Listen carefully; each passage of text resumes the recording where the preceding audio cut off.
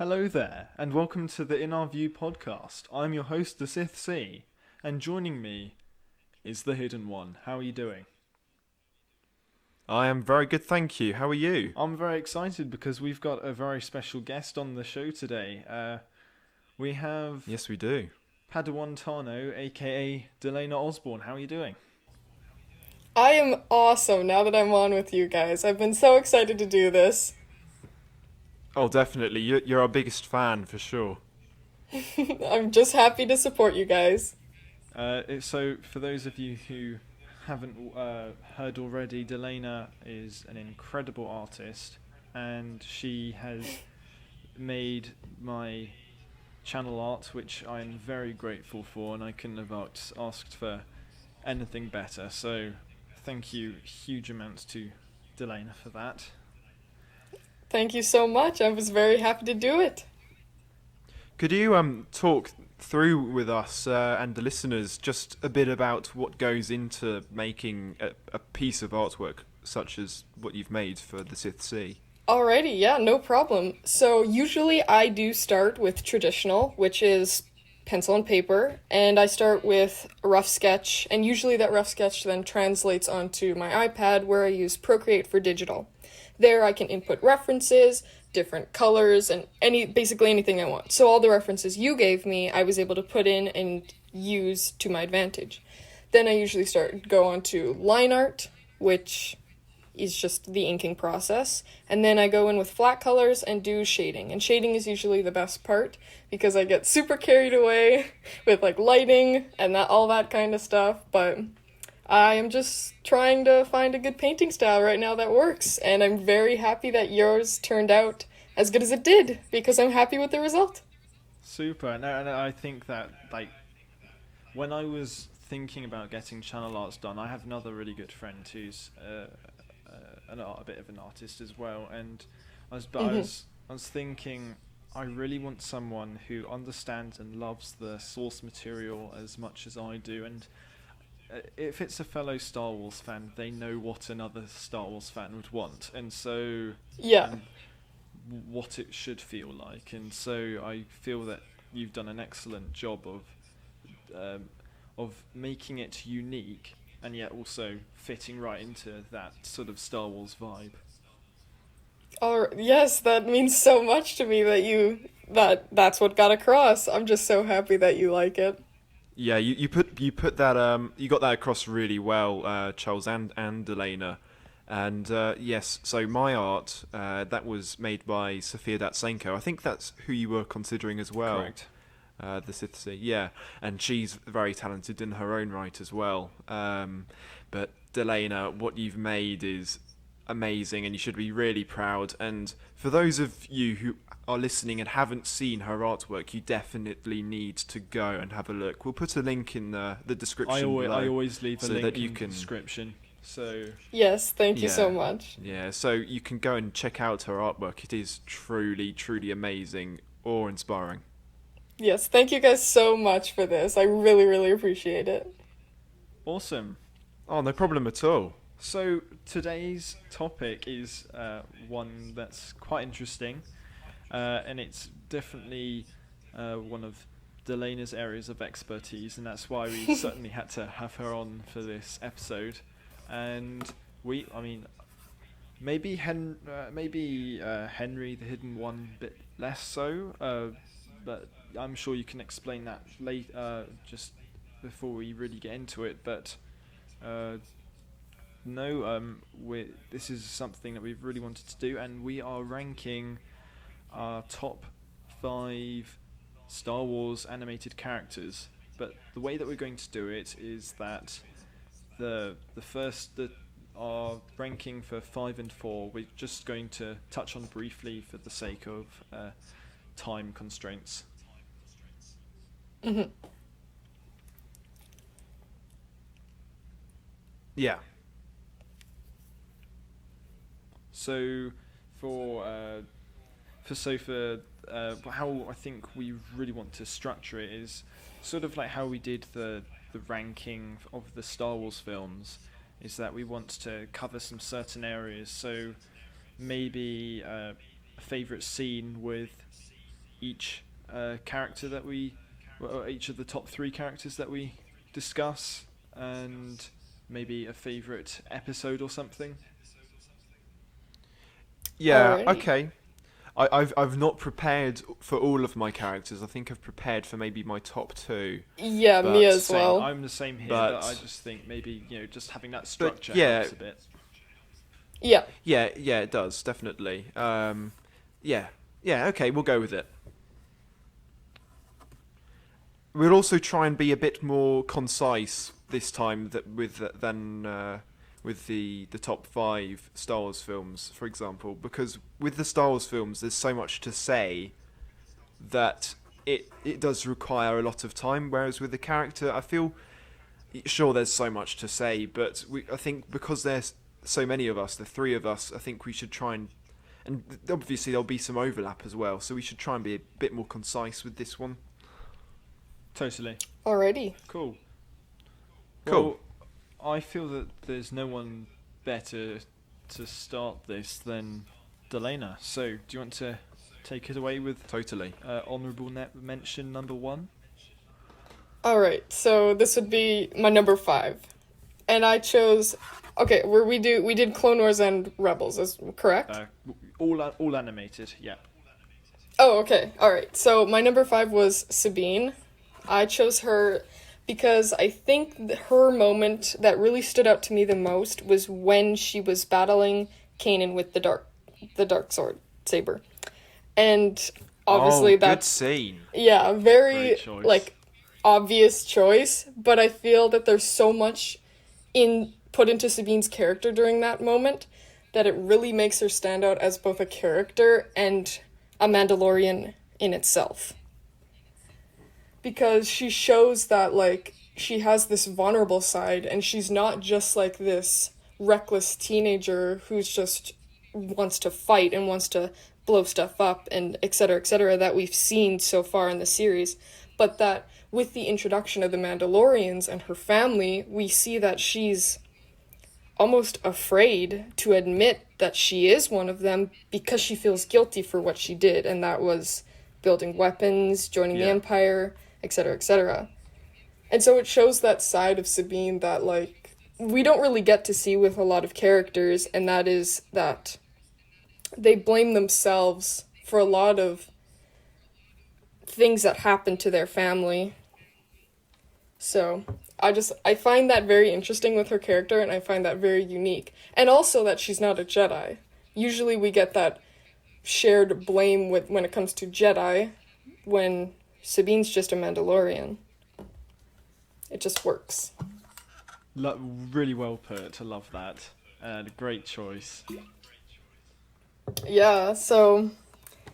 Yeah, I tried to keep it concise, but I'd say that fight with the Darksaber was by far the best. And just the dialogue and the emotion put into it. A very well-acted scene where she's like, I murdered my people, and just the guilt and the emotion coming off of it. It really makes her feel real. Absolutely. Yeah, I love that scene. Super choice. Yes, and the soundtrack during that scene as well. Sabine's Suite is one of my favorite from Rebels. It's really powerful stuff from Kevin Kiner. Yes, he's awesome. But yeah, that's pretty much all I had to say about Sabine, was just her more vulnerable side is what put her at number 5 for me. And also, she looks awesome. I True. mean, her armor is amazing. I mean, she's an artist like you. Yeah, that's another thing I really liked about her, was that she did have that artistic side, but it was definitely more an expression and less of a vulnerability, but Yeah. both sides were very cool. I also think it's really cool how she made the Phoenix symbol, for the rebellion. That's a really awesome bit of lore there. Yeah. Overall, she's just very good as both a part of the Ghost Crew and a part of the Mandalorian story. Because Mandalorians are a whole nother chapter to unpack, but Oh, totally. yeah. All right. Henry, do you want to go next with your number 5? Yeah, sure. Okay, so I think this is the perfect point for me to explain my situation with the animated series. So, I have watched all of Clone Wars, absolutely loved it, brilliant. And then for some reason, I never got round to watching all of Rebels. So I've seen bits and pieces. I think I've seen at least a third dotted across all of the series. So I've seen the most important parts of each series. And I have seen the episode that you're talking about with Sabine and the Darksaber. Yeah.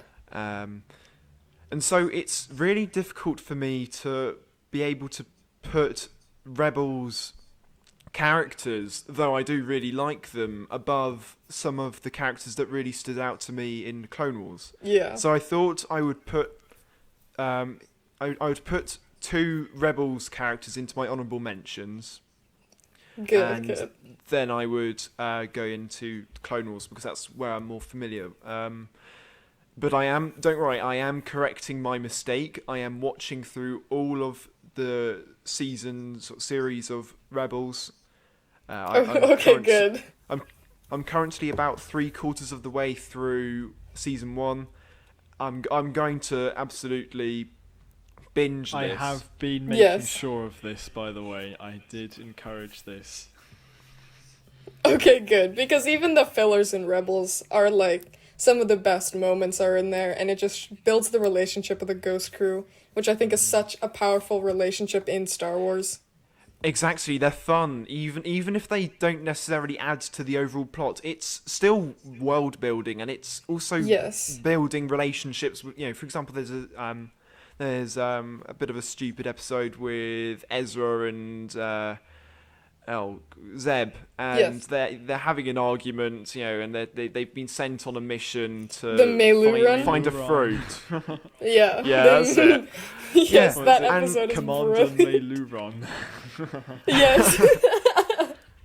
Yeah, but it what it does is it forces 2 characters that have been constantly having tension and there's constantly been conflict between them, and they're forced to work together as a team, and it's brilliant. It's really great character building. Yes, not only that, but pointing out that episode specifically, it also builds Ezra's connection to the Force, because when they're flying in the TIE fighter, Zeb has to trust Ezra with the Force to avoid the mountains or hills or whatever are on Lothal. So yeah, it even builds Ezra as a Jedi as well. Oh, totally. Yeah. Okay, so my first honourable mention is Hera. Yes, Lovely. She's so good.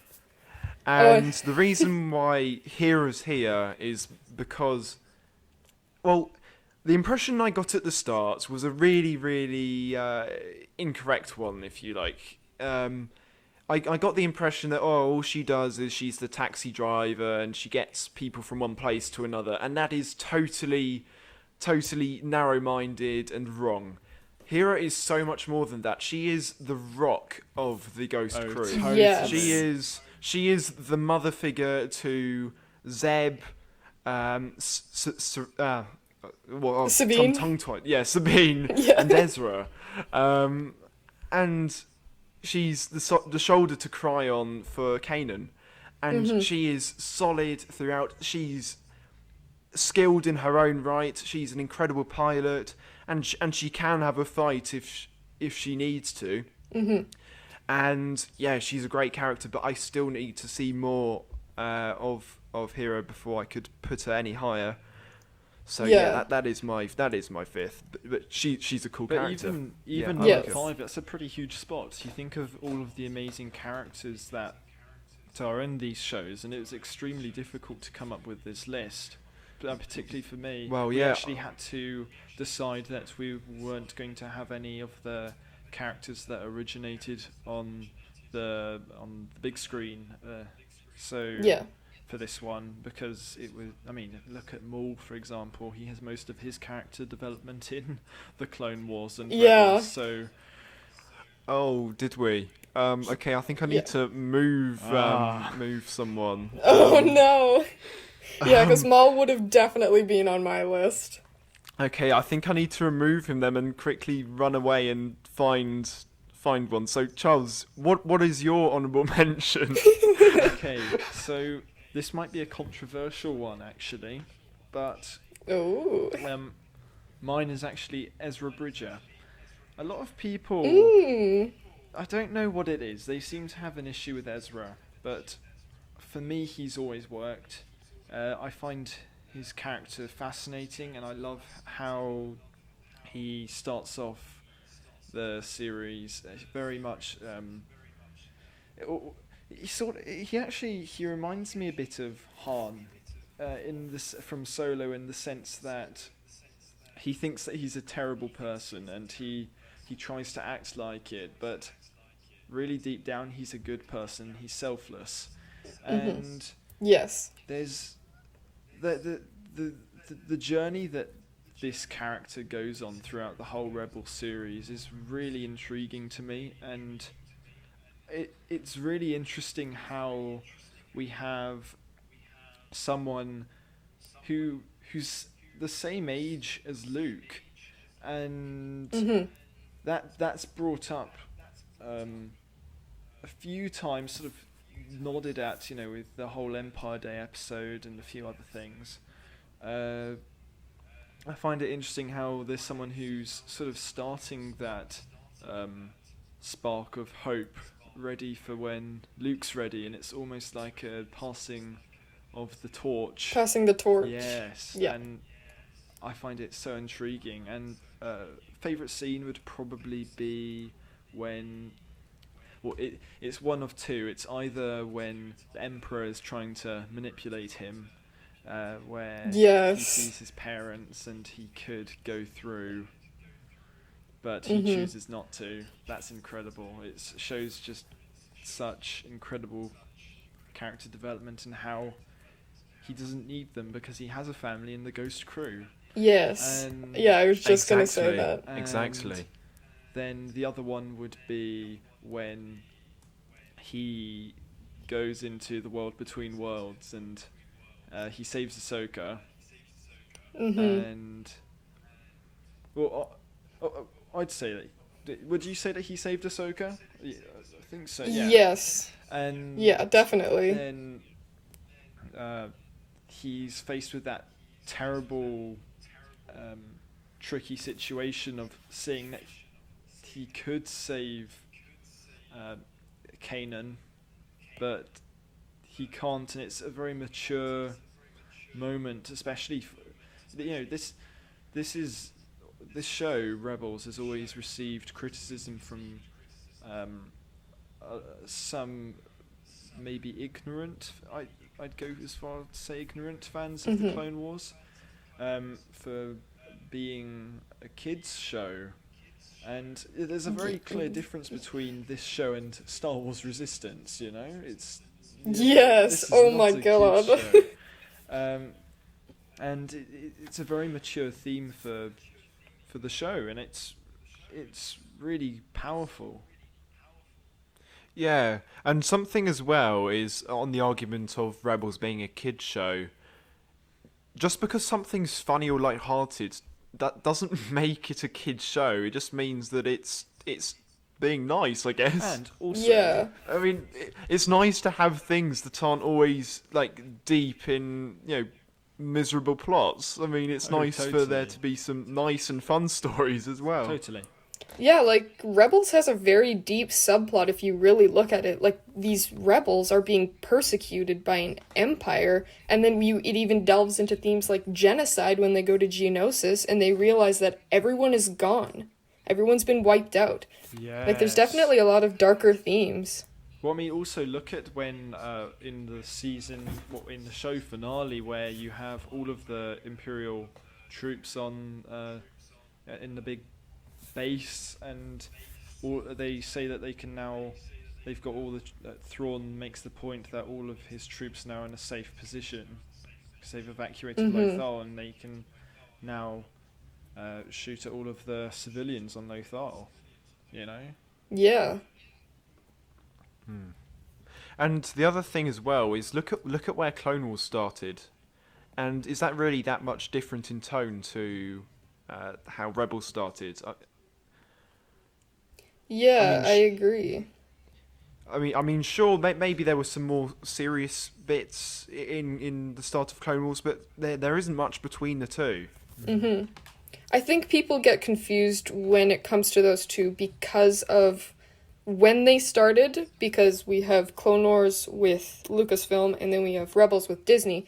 And then also I think there's a bit in the animation style itself. Clone Wars definitely has a more mature art style, whereas Rebels, everybody looks a bit softer, softer jawline, softer tones, and things like that. So I think that's why people also get that impression as well in the visuals. Oh, totally. But I like that it went for something different. I like, they say that they went for sort of Ralph McQuarrie style. Yes, I love when they fly through the clouds in Rebels because you can tell it's in painting inspired and it just looks beautiful. Yes. But then also quickly I wanted to also say, just even if something is a kids show, it doesn't mean it can't be appreciated by older fans as well. There has to be stuff for everyone. Yes. Me and the boys like watching Thomas the Tank Engine every now and then. You should make a video about that on your channel. Yes, I should. Ranking all Oh, the God. tank engines. Oh, for sure. Oh, God, that's good. Okay, now on to your second honourable mention. Mine is Ezra as well. Awesome. Mine is Ezra for number 4, but for different reasons than yours. I found that Ezra, I loved watching him develop as a young Jedi. And the way I would kind of explain it, not to compare Ahsoka and Ezra, would be that Ezra is a Padawan Ezra is a Padawan like Ahsoka if circumstances were a lot worse for Ahsoka.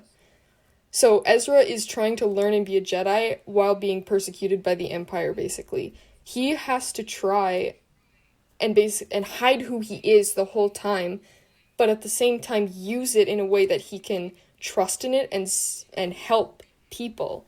So, and we get those moments, and I love these moments, where you can almost see Ezra is tapping into the dark side because he feels he has to cut himself off from the Force to keep his family safe.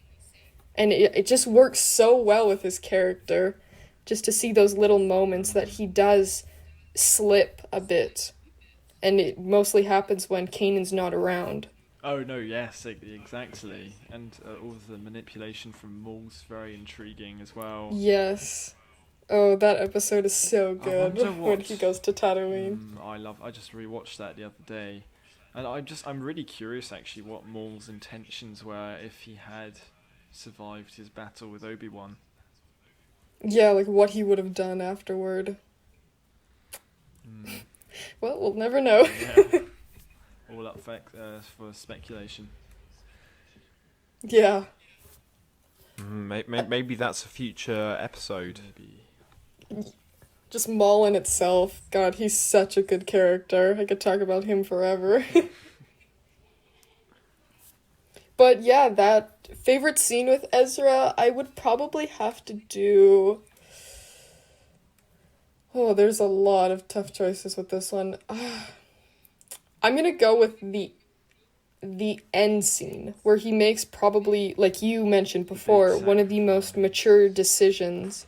Yeah, there's so much mystery behind his actions and what he did, but also there's so much love behind it because he's doing it for such a selfless reason. And it just works so well with Ezra's character that he was brought in by these people and they made a sacrifice and a choice to keep him, and then he made the same thing to make sure that they would be able to survive. It just works. We need a Rebels sequel. Give us a Rebels sequel. Yes. Oh, it'll happen. There's enough support for it. Yeah, if we can save the Clone Wars, we can save Rebels. Yes. And the other thing as well is I think that Disney really needs to actually try and do something good with the sequel trilogy, that sort of era, because there isn't really much good there. So if they try and pad it out with shows like The Mandalorian, then hopefully that could make up for what the mess of Yeah. the sequel trilogy.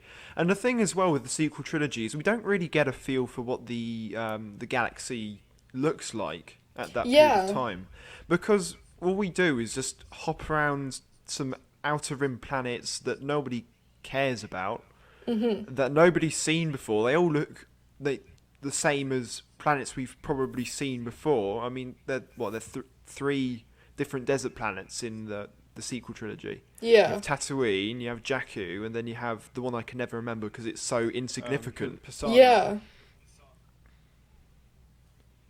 Is that? Yeah. Yeah. Yeah. So yeah, I'd like to see some padding out there, and Rebels could potentially be that, maybe, or would that be maybe after episode 6? Well, I think that the show Or would it be the earlier? show ends just after the Battle of Jakku. Okay, all right. Yes. Fine. Yes. See, this is where my knowledge is completely failing me, so I apologise. Yeah, because when we see that end scene with Ahsoka and Sabine, and they're going to find Ezra, that is after the events, like after the fall of the Empire, and Lothal is rebuilding itself. Thank you. So, Thank you. yeah. So yeah, the show would have to take place after all of that. That's even better. Yeah. I think we should scrap the honourable mentions because I think we're just going full on. So I think we should just carry on as we are with the rest of them, really. So, do you want to go Yeah, on to okay, your number fine. 4?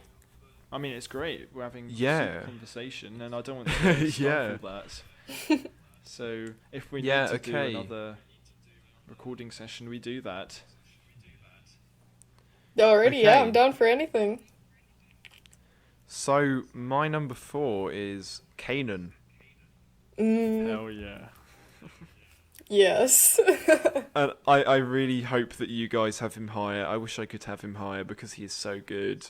He's so good. I'm sure you'll deliver. If you don't, then you're not allowed on the podcast again. That includes you, Charles.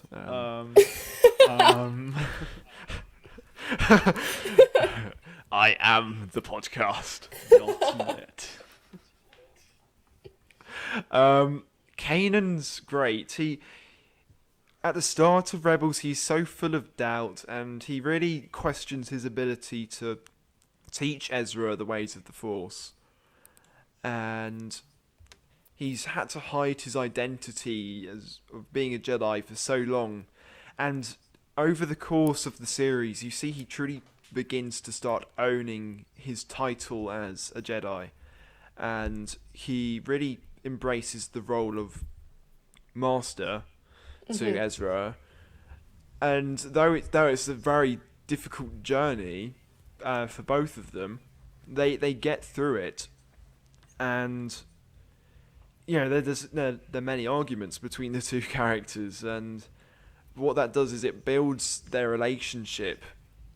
They overcome hurdles, and Kanan is brilliant. He's spiritual, but at the same time, at the start he's not fully trusting in the Force because of the terrible thing that's happened, Order 66, and Yes. he loses his faith partially due to that, and then for him to truly delve into the Force, in Series 4 where he very sadly dies, and he uses the Force to see after he's blinded, and it's so incredible. It's one of the best scenes in the music. Playing Gosh. during it is And and then it's he emotional. regains It's his so sight emotional. as well. That's just Yeah, incredible. yeah. Oh god. Me and my dad were both bawling like babies during that scene. Oh, it's so sad. And the fact that a show like this can do that's just... I think that was when people whoa, we really need to take Rebels seriously in this last Yes, I stage. agree. Yeah, I think around the time that season 3 came out, people who were maybe at first skeptical of Rebels really started to Pay attention. have an appreciation for it. Yes, Yeah, I agree because I think season 3 is really where things started to get serious because I believe that's the season where Thrawn is introduced, Yes. if I'm not. yes, Yes, yes, it is. and he was a very big player in making it the stakes a lot higher for the rebels. So yeah, that Kanan appeals to me. He's a great guy. He wants to do the best, and also his relationship with Hera as well Oh my is really good. And that's partially why Hera and Kanan are two of my favourites from Rebels. They really complement each other. Where one has a weakness, one has a strength. yes. So, yeah, that I wish I could say more about Kanan. I want to know more about Kanan, but for now, I'm just going to have to be really ashamed and foolish because I have not watched all of Rebels yet. I want to watch all of Rebels. It will happen. It will happen. Yeah, Okay. you should watch it all and then do a podcast on like your final thoughts. That would be awesome to Yes, hear. please. Oh, for sure. And it must be weird for you as well because obviously you've watched all of Rebels ages Yes. ago. And so for me, watching all of it pretty much fresh, that would be quite an interesting thing for you to listen to. Oh yeah. It's been a while since I've like retouched Rebels. Right now I'm rewatching Clone Wars. I believe I'm on season 2 with that. Oh, nice. I love But I season 2. re- It's so... Yes. It's such a huge jump from season 1. Yes. Yeah. But yeah, it would be I wish I could rewatch Rebels from a fresh perspective and not know what's going to happen because I remember feel like that show brings me so much like so many emotions and I just remember watching it and being so amazed with the characters and the visuals and just all the parallels between Clone Wars and Rebels that just worked so well. It's just such a good show. That's awesome. That's awesome. You are making me excited to watch this. So It's really worth your time. Like once you get to season 3 and 4, that's when like you really gotta get ready for the ride. all right, thank you. All right, Charles, you're number 4. My number 4. My number 4 is Asajj Ventress. Ooh. Ooh. Yes, so Asajj Ventress. What a great character. I mean, I don't like she doesn't need an introduction. She's just truly awesome and I love what they do with her. Unfortunately, I've not read Dark Disciple yet, though I know the vague premise of the story. Yes. I have, so I can fill in some gaps. Thank you. And but I love how we start off with a character who's very much Dooku's assassin, Dooku's pawn, if you like, a tool that's used for when Dooku doesn't want to get his hands dirty, and it's you don't. The thing is, with most other shows, you wouldn't get the type of character progression that we get with characters like Asajj,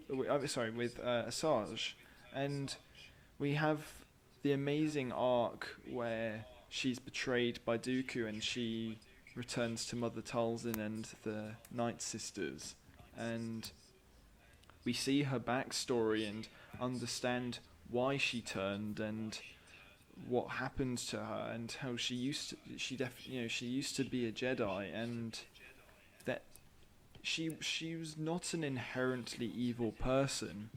If anything, she's scared. She's always been scared. Yes. And been controlled by fear. And then I think, what an awesome idea to have a Sith bounty hunter. Come on, I mean, that's awesome. Yeah. That's a really great episode with her, with Boba Fett and Dengar and all the others. Super episode where it's the train heist and in the underground sort of cave planet. Yes. That really really good. And you have that. She is sympathetic, and she has empathy. She's not someone without a moral code of her own, and she does have, Yes. she, despite despite we've seen her killing clones and stuff. She was doing that because, again, I feel that she was controlled by fear, and now that she's her own agent, she could do what she wanted. Not necessarily being a good person, but certainly someone who wants to be a good person. Well, I'd say anyway. Just hasn't. It doesn't feel comfortable yet. It feels a bit not too sure of herself. And again, a really great example of that as well is when we have the Ahsoka arc, where she's being accused of the bombing of the Jedi Temple and killing of the I don't remember her name. I'm sure you do, Delaina. Oh, I know who you're talking Yeah. about. It's the wife. Yes. Yeah. Yeah. But you have her. It's really cool to have our sort of a Jedi apprentice and Sith apprentice team up. For Yes. You're talking about the episodes To Catch a Jedi and The Wrong Jedi. Yes. Yeah, great episodes. I love how it's very much she teamed up with Ahsoka, and like she could have easily just called in the Republic straight away and got that easy money, Yeah, money. but she didn't, and that's. And I know that there was something in it for her, if she could be granted, what I don't remember the exact term, but It was like she would be cleared of of her crimes. Yeah, Against the basically. Republic, but I think there was more to it than that, Yeah, I think that scene in specifically really shows her growth of empathy, because she basically looks at Ahsoka and she sees herself. Oh yes. Like when she has that conversation with Anakin, and Anakin's like, "What? Yeah. She's nothing like you. How could you even say that?" And it's like, well, really, they are. Yeah, like what she said. Yeah, Anakin, you've got no idea, mate. The masters abandoned them, and well, yes, Anakin wasn't, but of course, Ahsoka would also consider the rest of the Jedi her masters in a way as well. Yes. Yes. Yeah. Well, I've been a bit quiet on this one, and I think that's because I'm reserving comment for later. Me too. I'm really glad that she's on there for you both. That's super.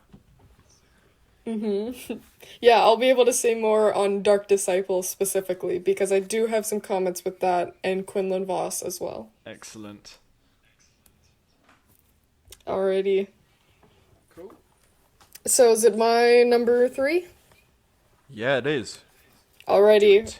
For mine, this one may be a little weird, but mine is Duchess Satine.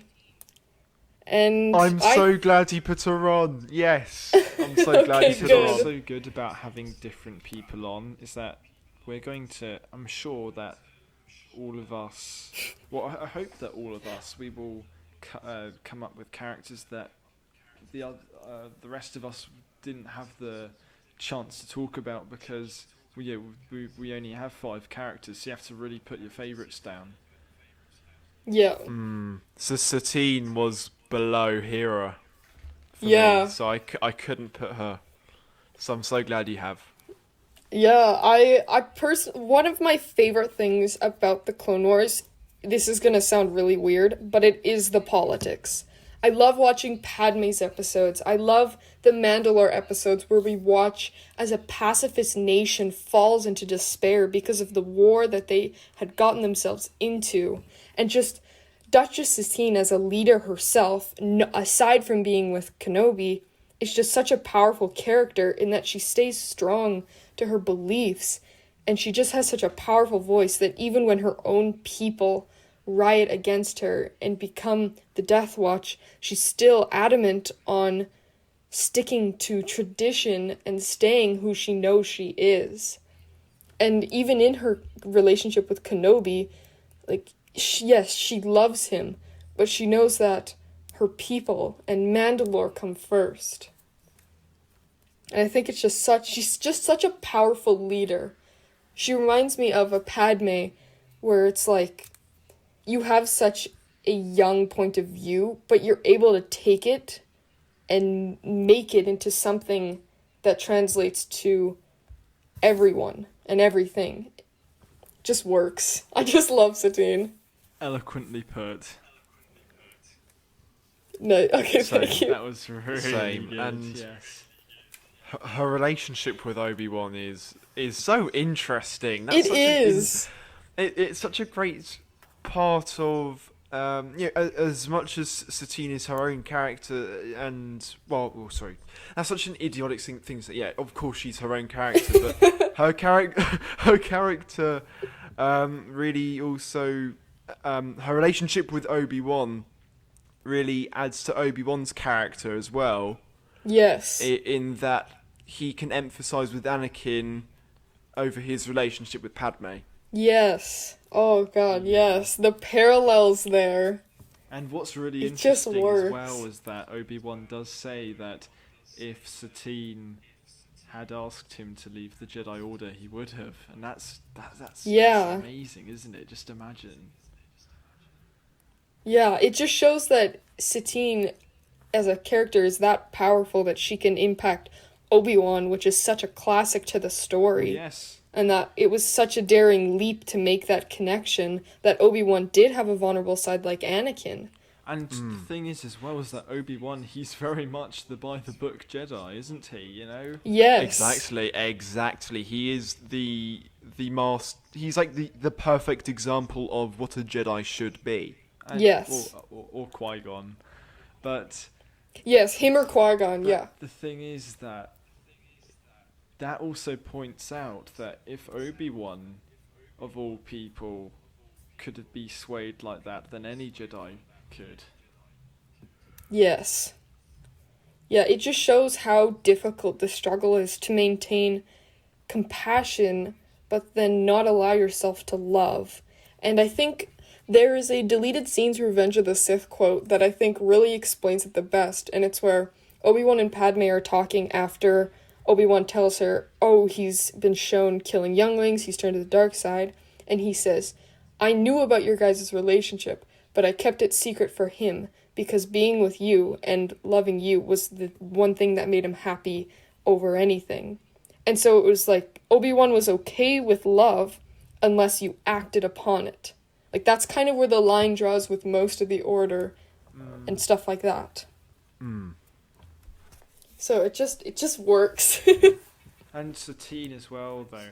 I mean, I love how well she embodies what the modern, the Clone Wars sort of modern Mandalore, not the warrior side, Yes. very much the artistic and very cultured,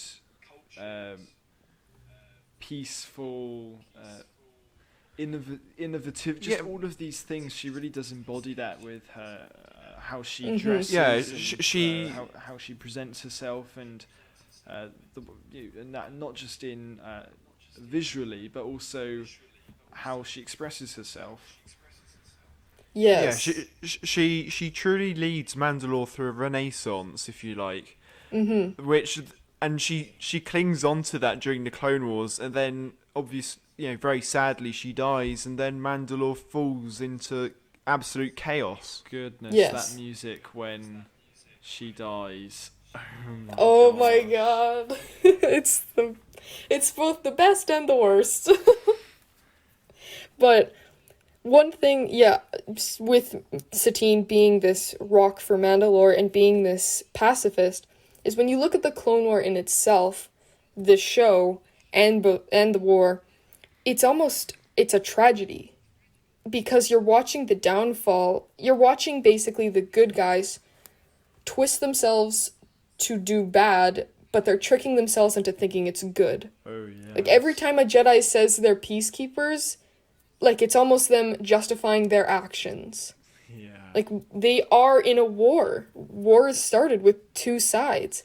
And so you have Duchess Satine coming along and she says all these things to Obi-Wan like you have the delusion of a dreamer, and she's correct. Even though she may also be a little reckless when it comes to thinking that she could be a pacifist during a galactic war, she still is pointing out the truth about the Jedi and about the war itself. Absolutely. Yeah, so I just love her character, and it is really sad when she dies. Sorry everyone listening. We were just taking care of a dog, so she's just being picked up. So that's the noise in the background. Apologies. Oh, really? Okay, that's fine. Yeah, don't worry about that. Okay, so Epic doggo. Henry, your go, Mr. Hidden One. Ah, very nice, very nice. Okay, so my number 3 is Asajj Ventress. Oh yeah. Yes. She is so cool. And it's so great seeing a Sith female. Yes. Yeah, I agree. And Ventress is so smooth and calculating and witty. Yes. She is in a way like Kenobi in that she's got a very dry sense of humor. Yes. And so you just when they have fights, it's brilliant. And apparently the lore behind that is Obi-Wan would be, sort of flirting with her during combat to try and distract her. Yes. I think that's the lore behind it, and that's brilliant. And I'm pretty sure she knows that as well. It's this false pretense, and their chemistry's brilliant. They are awesome. Asajj is also a very tragic character as well, and as I think Charles, you rightly said, I didn't use the word tragic, but yes, I absolutely should have. Go on. Well, yeah. I wasn't talking about the word tragic, but Charles, as you rightly said, she is a character that has certainly she is very similar to Ahsoka in that Ahsoka gets kicked out the Order because she's falsely accused of something, blah blah blah, and then Asajj, only in the season before, it's I think it's episodes Bounty, Massacre and Revenge. She's shunned by Count Dooku in favour of, is it Savage Opress? Yes. Well, Dooku has to hire Savage. Oh yeah, that's right. To It's protect Sidious, himself. isn't It's it? please Sidious. It's Yeah. Sidious. Yeah, that's not right. To prove That's that right. he's not a rival. I mean, what a stupid decision. I think Dooku and Asajj could have easily taken Sidious out. What do you reckon?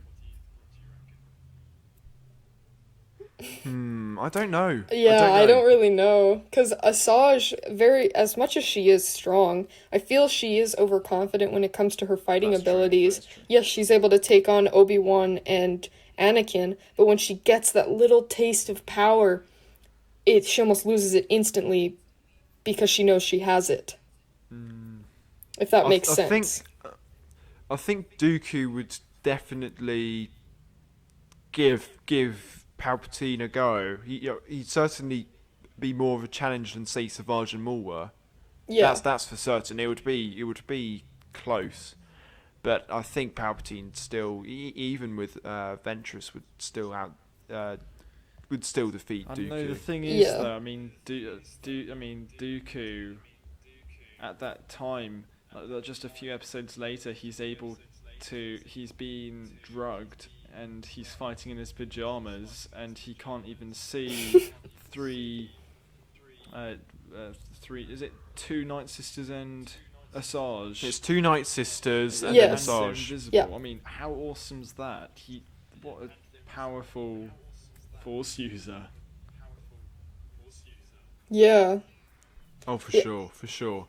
But yeah, back onto Asajj. She really she definitely does have a moral code, as you said.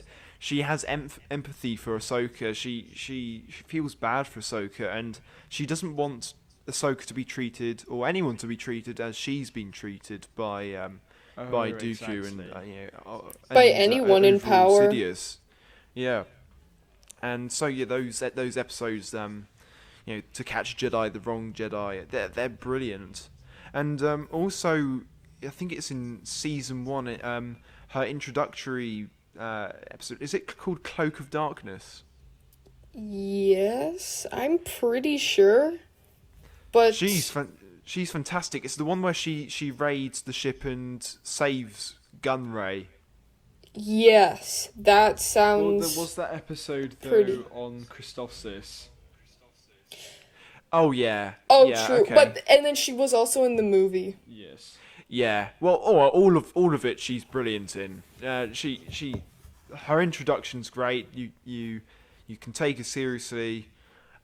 She does offer actually quite a decent match to Obi-Wan and Anakin at the time. But obviously during the Clone Wars, she doesn't really get much stronger. She stays really at the same level, whereas Anakin and Obi-Wan are always improving over time. I sense that anyway. But also her transition to becoming a bounty hunter, that's interesting as well. And we get an episode where she's working with other bounty Yes, hunters I mentioned that. Yes. on that train, isn't it? Yes. Yeah, that's good as well. So yeah, Yes.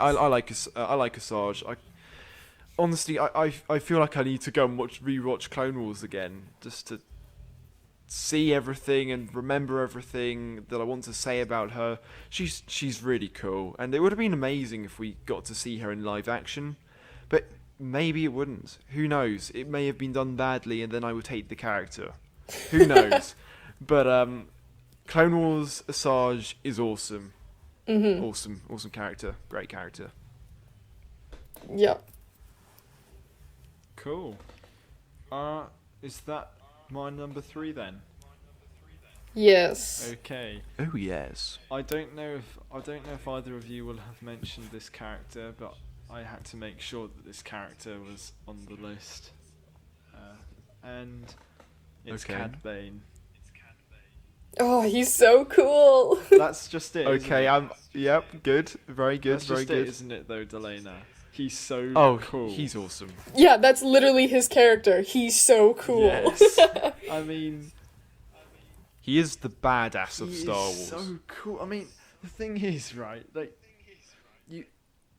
who would have thought a Duros with tubes coming out of his cheeks and a cowboy hat and a cool long jacket and dual blaster pistols it's not would just- be it's- the coolest guy ever. I mean,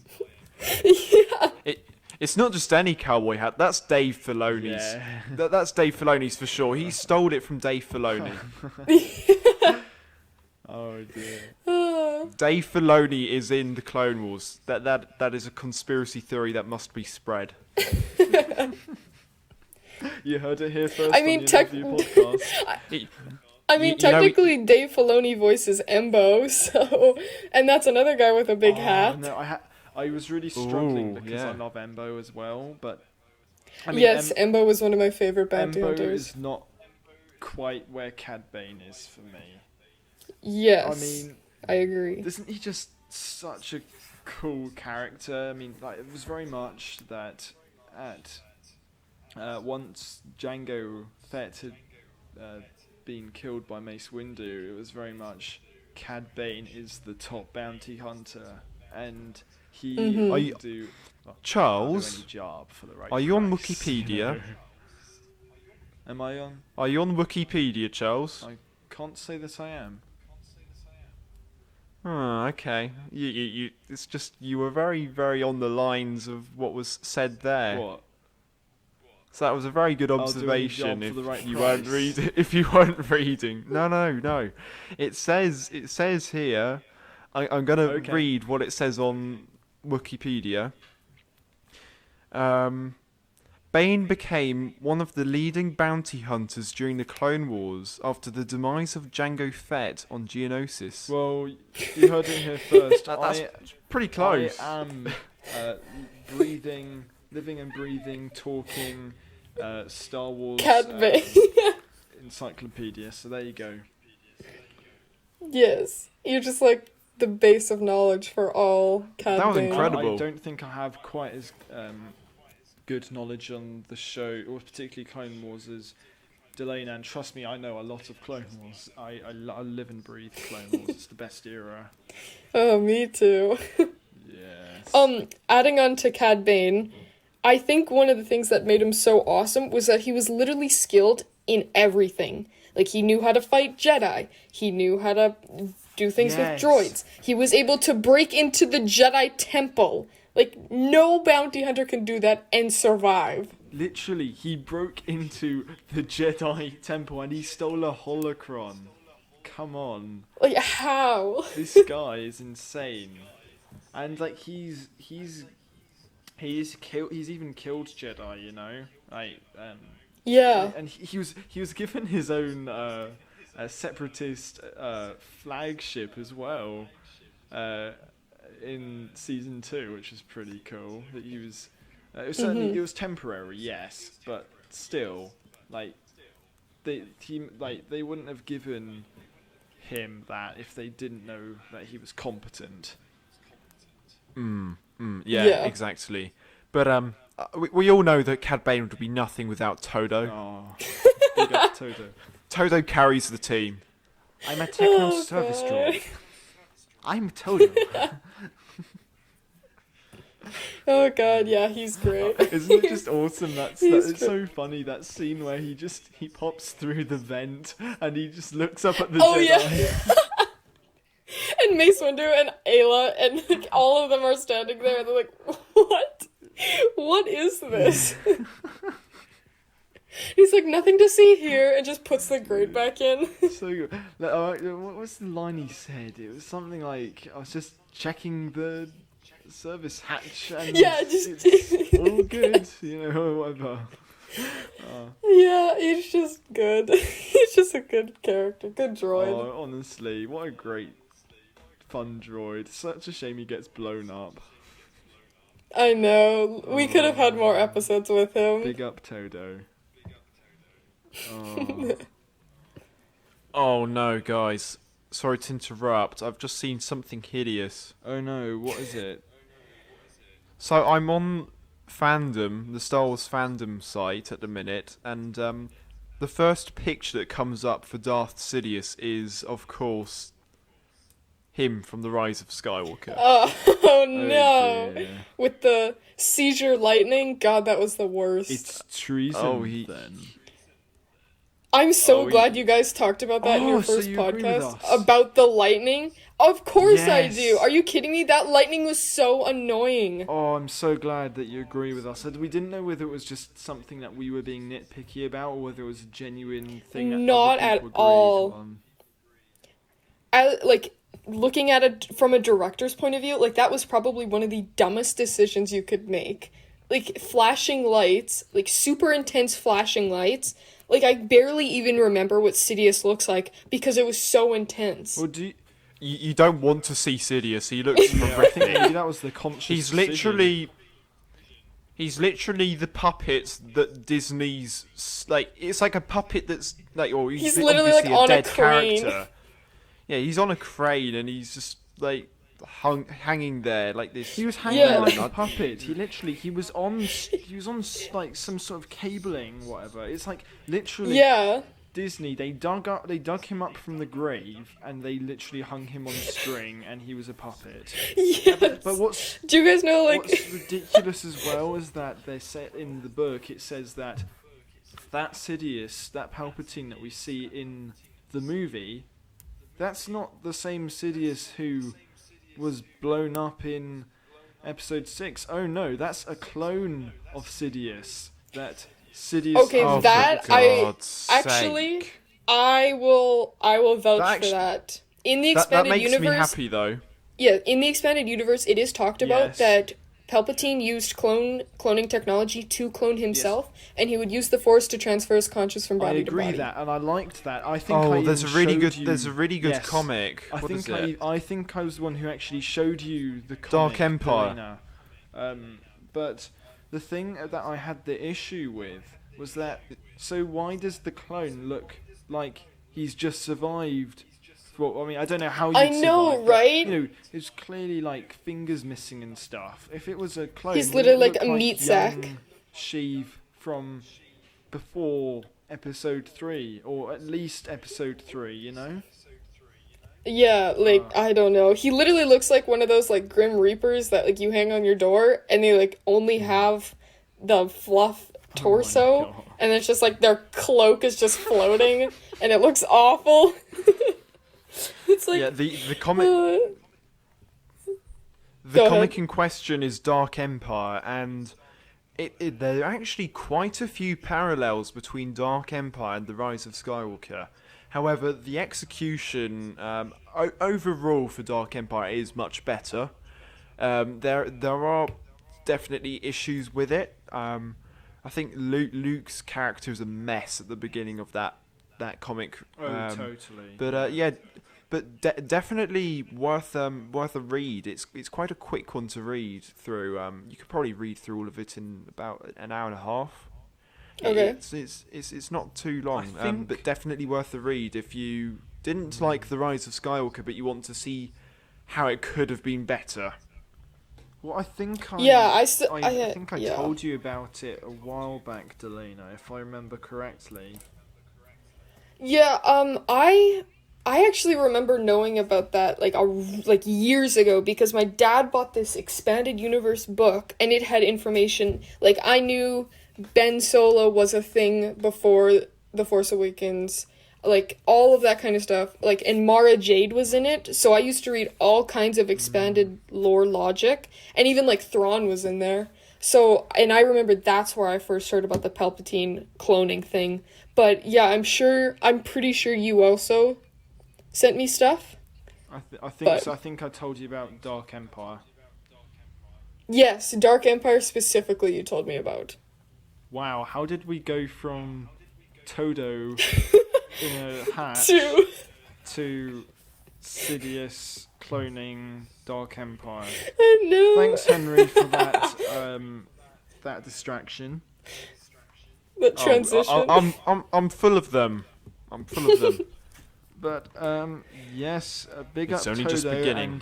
And, so I guess I think I've cheated there because I've talked about Todo as well. But Cad Bane, awesome character. He can go head toe to toe with Jedi. He's very capable. He escaped from Jedi, you know, with clone trooper Denal, is it? Yes. His armor and everything, you know, just an awesome character. But Delaina, would you be so kind as to introduce your number 2?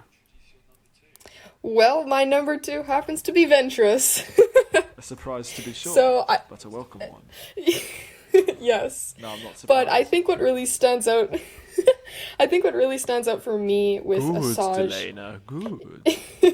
is what happens during the Dark Disciple novel. We see such, like at the beginning of the Clone Wars, she is such a malicious person. Like she gets joy out of bringing other people harm. Like that's very much her character in the beginning. And then slowly as we go through the Clone Wars and we go through what we talked about before with her learning about empathy and using that when she sees people in situations like her own she wants to help them because she knows what it's like to have it all go wrong. And then when we make it to Dark Disciple, where unfortunately she does pass away, we see that she has transformed herself from this cold, malicious assassin who is only using fear to make herself stronger in the eyes of Dooku. And then she transforms into this person who wishes to be loved and to love back, and that person is Quinlan Vos. And it's just wonderful how we watch her take the dark side and being once under the influence of the dark side and seeing Quinlan Vos, because Quinlan Vos ends up turning to the dark side in the novel, and we see her say, like, no, like, you don't want to do this, like, I just want to be with you, you don't have to use the dark side as a way to try and force yourself in situations that they go through in the novel. And then she does sacrifice herself for him, which I would say would be the ultimate act of empathy that Ventress has ever shown. So it's just her. You see a lot in pop culture nowadays with characters who get these redemption arcs, and characters who need to redeem themselves. And when it comes to Ventress, she got that redemption arc, but it was in a way that it was different, and it wasn't like she was going straight from hate to love in one simple act. It was over a very long time period that worked so well that it made it believable, and it made her being in love and being a lover much more believable.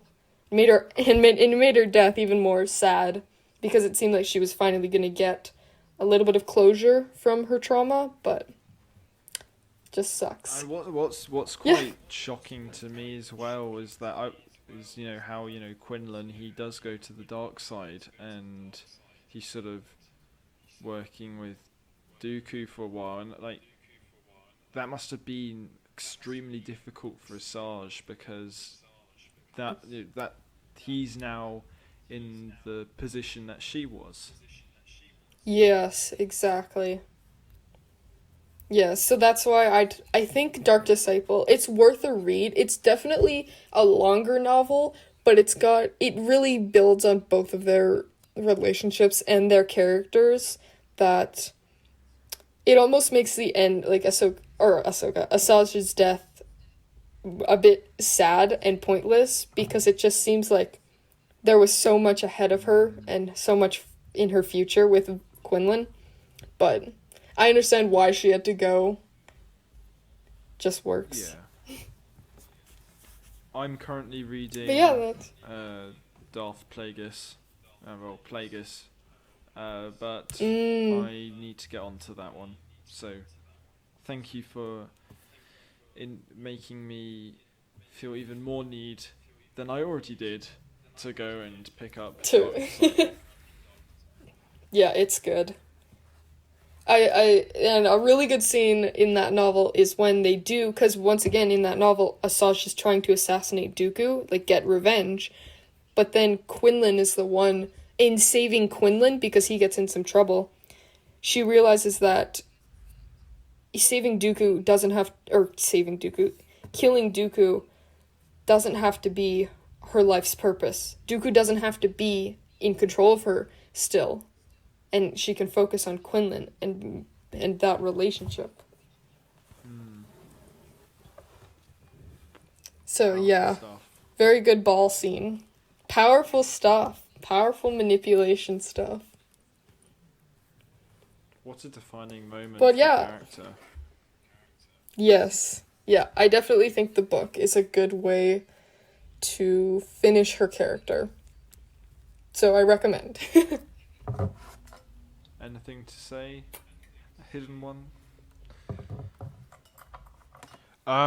No, other than that you guys are so much better than me at basically doing justice to these characters. Well, I mean, all I said about Cad Bane is he's cool, so I mean, I don't know how you can not one-up me on that. I think Delaina's showing us up. Delaina, I think you need to take for over sure. the podcast, quite honestly. Yeah. I do a lot of writing, so maybe that's my writing side, my more metaphorical side is showing. Yeah, well, maybe in the future, you could potentially become the third member of the podcast, the third host. That could be something. Oh my god, that would be awesome. But I'd have to say, when it comes to time, things usually don't work in my favor. But I would love to be a reoccurring guest. That would be awesome. Yeah. Okay. Cool. It will be done, my lord. Plus, we couldn't break the rule of two. You'll have to sort of be like, Henry can be Sidious, I can be Dooku, and you can be. And I'll be Adventurous. Adventurous that sort of pops Yes. in here and there. Yeah, but I don't want to kick Delaina out. No, don't kick Delaina out, please, Master. No, also- I'm sacrificing. And also, Just the I beginning. grimace at the idea. I grimace at the idea of Rey being my granddaughter. That is horrific. It's a fate worse than death. It truly is. Rey is a topic for a whole, I feel like you guys could do a podcast just on Rey, and I would like to be there for that one, because I have a lot to say on her Don't character. worry. You do know the sequels aren't canon, right? I'm not going to open that can of worms. Okay, I'm sorry. Oh god. Well, I mean, it's all just like really terribly written and handled fan fiction, to be honest, at this point. Yeah, it's pretty much fan fiction. It's fan service, is what I would say. Gone wrong in The Last Jedi. Okay, so Hidden One, are you ready for your number 2? It's number 2, right? Yeah. Yes. Yes, it is, and I'm going to say, I'll take any job for the right Yes! price. And that voice was terrible, but it is Cad Bane. Oh, yes. Wow. I'm not shocked that he's high on your list, Sith C, I'm not surprised he's high on your list, but Henry, I'm shocked. So am I. I didn't realize you guys held Cad Bane in such a high standard. Matt, Delaina, we love Cad Bane. Cad Bane is just so cool. He's so cool. I'm repeating what Charles said. He's just such an awesome character. Oh And god. He's always one-upping everyone around him. I know. Like Kenobi can sort of handle Grievous, but and also Asajj, but Cad Bane is just a complete enigma to Jedi. Yes. They can't cope. And every episode of season 2, he just keeps throwing the Jedi into chaos. Like, oh my god, where's he gone now? Cad Bane is literally the wrench thrown into every Yes, situation. and you know what's crazy? Oh, is definitely. when there's that scene where it's Anakin, Obi-Wan, and Mace Windu, and it takes 3 of them. Yes. To try and mind trick him, which is insane, and into telling them what they want. That's insane, and just shows what a clever and competent, smart character he is. And another awesome, for I sure. gotta mention this scene as well while we're talking about Cad Bane. Like, the guy's so cool that badass. Oh, sorry, I'm using the word cool too much, but it's the only word that really that epitomizes the character. But what a badass moment where he gets his hat back from that what's the name, like the hammerhead species, Ithorian. Thank you very much. Ithorian bounty hunter, and he just shoots the guy, and no one dares sort of raise a blaster to him because it's Cad freaking Bane, That arc Oh, where yes. Obi-Wan as Rocco Hardin is insane. What a great Yes, the box. The box. The thing with Cad Bane, right, is I don't think there's a single episode that he's in that is bad. Like, he brings so much to the table, and he makes for such a great adversary for the Jedi protagonists, if you like. Oh, he's so cool, honestly. And the other thing as well is, let's get this right. Sidious is the one that asks Cad Bane Yes. to go and get the holocron from the temple. Yeah. And also to abduct like little kiddies, right? So so this guy is Baby Gungan. he's respected by the top guy, the big bad. The big bad has respect for this guy. So Cad Bane has to be good. He has to be one of the top, if not the top at the Cad Bane time. must be rolling He in is it. so good. He must be so rich. Oh, definitely. Yeah. Easily yeah. one of the richest Star Wars characters. Like, I'm not saying, more rich than people like the Hutts or whatever, but he's up there. Yeah. And his voice. Let's talk about his voice. His voice is His just voice. like so cool. Am so I imagining that it's cool. Corey Burton who voices him? I'm not sure who it is. I'm not good with voice I'll search actors. it up. What? Yeah, Delaina that's- doesn't know something? What? I'm not very good with like actors and voice actors. Like the only ones I know are like Ashley Eckstein, Matt Lanter, like them, the Yes, mains. Corey Burton did do Yeah. Cad Bane as well as Count Dooku. Okay, yeah. Awesome. That's amazing. Yeah, Cad Bane, awesome, great character, always in awesome episodes. He is when I think of the Clone Wars, him and one other character always come to mind. Wow, I wonder what the other one is. Oh my gosh, I'm so curious. Yeah, it's such a mystery. I mean, yeah, all three of us have no idea what number one is, do we? Okay, well, guys, it's obviously Trace Martez. I mean, you guys are the same, right? Oh, yeah, of course. Oh, I Okay. quite liked Stinky. Oh, Stinky. Rotter the Hut. Come on. Rotter's the man. Honestly, he's the G. Okay, but if we're gonna bring up Trace and Rafa, I do have to defend them. They did get a lot of hate, but I think that when it comes to Ahsoka's character, they did matter. So I'll just say that. I don't want to be a Trace and Rafa hater. And the thing is as well, You're the expert. is that like people were like all saying that Trace is the more annoying one. It was definitely Rafa for me. Yeah. Actually, for I sure. disagree. I really liked Rafa. I disagree with most But- people on that one, so that's just me. Yeah. Whatever. Yeah, but I mean they serve They'll their never be brought purpose, up again. don't they? Yeah, they'll We'll- never we'll be brought up just- again. We'll just silently judge her. Anyway. So those are our views on the In Our View podcast. So are you done, Henry, or is it my Yeah. number two? Yeah, I'm done. Let's just get some more shameless plugs in for the In Our View podcast, and then let's get right on our way to your number Like and two. subscribe. I'm just saying it now while we're doing the plugs. Follow Please Delaina.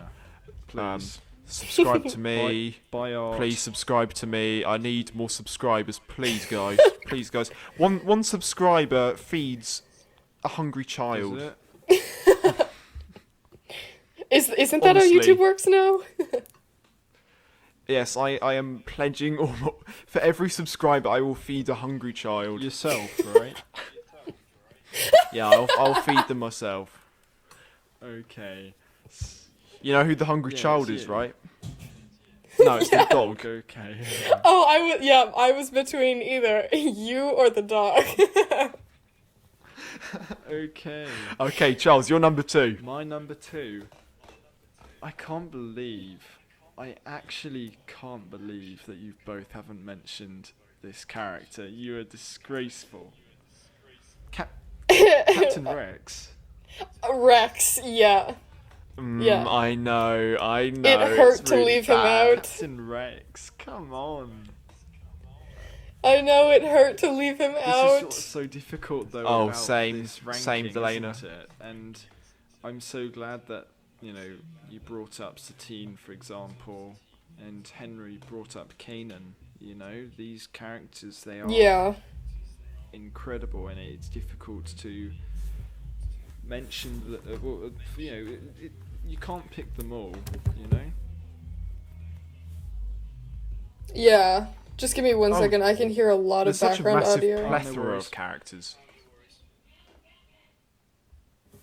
I mean, I can't hear anything personally. Okay, so good. it should be fine. You ready? Alrighty, continue then. Okay, so, well, firstly, I need to mention D. Bradley Baker. I mean, how much, like, the guy is immensely talented, managing to create these very individual clones using the same voice. I mean, wow, and the amount of time he must have spent in the recording studio is it's just unfathomable. And Yes. of course, there have been loads of cuts as well that we haven't even seen, and voices that we haven't heard of his, because a lot was left on the cutting room floor. And of course, with the number of characters that he was voicing, like, he's not even just done the clones. Oh no, you do recognise his voice as other characters. Other characters. Yeah, so a really amazing job how he managed to make each of the clones in particular unique. But of course, I think the best of these is Captain Rex, and I think it really leads into Ahsoka's character as well. It's very much Yes. they have such a strong bond, and you have to remember as well, Rex, he's 10 years old, Yeah, they're very both young and mentally. they can empathise with each other, and they've both been brought into this war to, that they didn't have a say in whether they were a part of it or not, and they make their way through this war. They find comfort in having each other by their sides, and they go through a lot together. I mean, you have Captain Rex, going on missions with the Jedi on their own, and so that bond would grow, of course. It's quite strange in the way that Appo was the commander, because he was really hanging out. He was the one hanging out with the Jedi, Rex, wasn't he? But he was essentially acting as quite an authoritative figure in the 501st. But Rex, I love, especially in season 7 and the later seasons of the Clone Wars. He's very much questioning his role in the war and the morality of it and all of the ethical issues. He expresses how the clones, they have mixed feelings about the war, and without it, they wouldn't exist. And yeah, that's really, like, I don't know, how would you feel if you were a clone, like, and I know that there's been altering with the genes so that they would be, they'd be fine with it essentially, but well, the majority of them. But another really great episode for Rex is the one where he meets that deserter. I don't remember what planet it was on, but it's the one where Grievous and Obi-Wan, they are they're having their sort of they're playing like antics, cat and mouse, basically. mouse. And it does wonders for Captain Rex's character development, because you see, when you see a character arguing their case for why they are who they are, then it gives substance to the character and it helps you understand them much better. And you couldn't have those sort of scenes with a character who doesn't have that depth to them. Oh, for certain. And you see, it's very much he's loyal to his brothers, and he even if he has mixed feelings about the war itself, he decides that he is going to stay in the army because he doesn't want to put all those that he cares about, all of his brothers, he doesn't want to leave them, and he wants to do the best by them because they're his friends and they're his brothers, and also the Jedi as well, who he's grown to care for sure. And that's also shown in season 7 in the Bad Batch arc, where he's got very strong feelings about Echo and finding him, and he trusts that Echo's alive, and he's really fighting because if it was him, he'd want his brother to do the same for him. So yeah, that's my ramble. Yeah, I think the clones themselves are such an interesting thing to talk about, because there's always this argument in the Clone War that, well, the clones are different. Like, they're fighting against these machines. Like, the clones have biology, they're alive, they're living. But in reality, when you look at them, they're just living droids, essentially. And Rex comes to learn that very quickly. I love that scene with Plo Koon and the clones in season 1, where it's been memed, of course, but it's, so we're just clones, we're supposed to be expendable, and Plo Koon says, "Not to me," that, like, brilliant scene. Brilliant, isn't it? And it just makes Order 66 even more heart-wrenching, doesn't it? That bit, yeah, exactly. I was going to say something similar. But no, absolutely, I like what you're saying there, Delaina. Yeah. And of course, Rex lives on all the way, at least we know, until Endor. Yes, that was confirmed canon, which is brilliant. It's very cool. I It's love very how cool. he found a new purpose in with he wasn't. I think it was more Phoenix Squadron than the Ghost Crew, but of course they did have moments, and it was really interesting seeing Rex and Kanan argue, and Rex, he must have been feeling really annoyed with Kanan because first of all, he had his inhibitor chip removed by Ahsoka, and so he wasn't like the other clones in that sense. And even when he had his inhibitor chip, he still tried to help Ahsoka. But you have he's not responsible for what the clones were designed to do. They were designed to prolong a war. I wouldn't say they were designed to win it, and yes, they did, but the thing is that they were a tool of Palpatine's, and the intention of the war was never to beat the Separatists, and never to... I mean, yes, that's a side effect of it, absolutely, and there was very little... that meant there's very little opposition to the Empire once it was formed, but the main objective for Palpatine certainly was the extermination of the Jedi Order, and the clones were very much designed for that. I mean, you think of how skilled a Jedi is. We see them taking out thousands and thousands of battle droids, but the clones... a lot of clones died against those battle droids, but they took out those Jedi pretty quickly. Yeah. And yes, the Jedi weren't expecting it, but they're skilled soldiers, against definitely a lightsaber wielder. Definitely.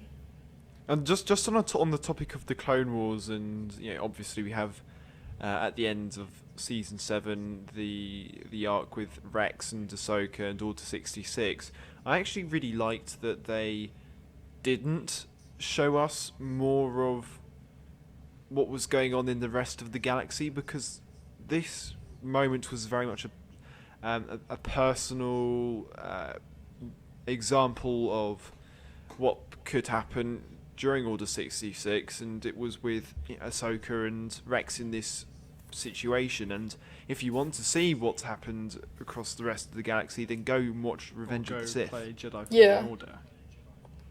Yeah. Yeah, which I need to do. By the way, I would have probably included Cal Kestis in this ranking, but I felt that it's very much animated, not game characters animated. Yeah, video game. Yeah, that's but- fair. Yeah, and also, I mean, come on, he's the captain of the 501st. He looks very cool. Yeah, he's just cool. And I also like how there are some more funny moments with his character, like how Rex is kind of Anakin's wingman. Yes. So it just The works. season 7 It's just scene the with the duo. Obi-Wan. Oh my god. Yeah. It's so good. It's perfect. And he adjusts to Anakin's way of thinking. Like the further on you go on during the series. What's the line? Yeah. A good leader He starts leads off from the front. fairly. That's what Anakin says, and Yeah. Captain Rex lives by that, doesn't Yeah. he? Yeah, Mhm. yeah, definitely. All right, so Delaina, I mean, I'm really excited to hear you talk about Trace and Rafa. I'm sure you tied them for number 1. Would you like I know. to lead the way? I couldn't even choose. Yeah, I couldn't even choose. So when we talk about Trace and no, I'm kidding. But obviously, if you are a Clone Wars watcher and your number 1 isn't this character, I will be very surprised and probably curious as to how you didn't pick up on the character development that happened. You'd have to have some essays and books worth of notes to back up why this character isn't number 1. Yeah. And obviously, who we are all talking about, and who I'm assuming is all of your number 1s, It's Meeber Gascon. it is Ahsoka Tano. Of And course. When it comes to Ahsoka, I find there's a very, thick line between my personal feelings for her and my feelings for her as a character. Both of them are, of course, positive, always. Both of them, of course, But- influence your top 5 characters, so that's important that you say that, for sure. Yes. This is not... Yeah. This is not, who is definitely the best character. It's also very much opinion-based. Yes, yeah. Yes, I agree with that. PSA, get that out of the way. But of course, Ahsoka is definitively the best. I don't think that anyone could argue that of the characters that are original to the Clone Wars, that Ahsoka isn't the best. Ahsoka is the best. She is undoubtedly the best character in the Clone Wars. Shall Yes. we all sort Yeah, of... I agree. I'm pretty sure that we all know Ahsoka is the best here, so... And our favourite. So shall we all sort of talk about it all together? Yeah. Okay, cool. Yeah. Well, the thing is, right, Delaina clearly knows the most about And Ahsoka, loves her so the most. I propose that Delaina just talks on behalf of all of us, just rambles on about Ahsoka being awesome and amazing, because she'll do a much better job than we can, and then she can also talk about her own personal attachment to the character and all that. Okay. And then if there's anything that she's missed, which I really highly doubt that she will, then we'll just add a little bit at the end. How about that? Sounds good to Alrighty. me. Would you like me to start? Okay, I'll start with personal because I know that'll get me on the ball of her character. But I was very young when I was introduced to Star Wars. In fact, one of my very earliest memories is my dad buying a very realistic Darth Vader costume, and I remember that was probably when I was between 3 and 5 years old. So Star Wars has been a part of my life ever since I can remember. And I was very little when I watched the Clone Wars movie, and I saw Ahsoka walk down that ramp. And of course, being the young girl that I was, my initial thought was, oh my god, she's so pretty. She's clearly my favorite. She's so beautiful.